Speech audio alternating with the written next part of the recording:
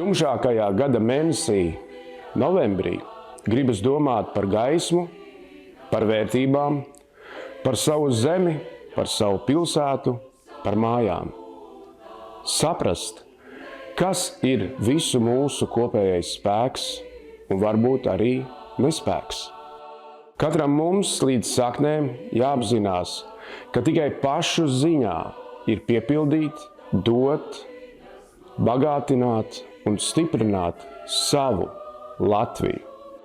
Lai viskaistākais karogs pasaulē ar skaistākiem lēktiem un rietiem, kuriem pa vidu balts sniegs, balta ticība, plīvo un dod mums spēku, būt stipriem, godīgiem un gaismu nesošiem.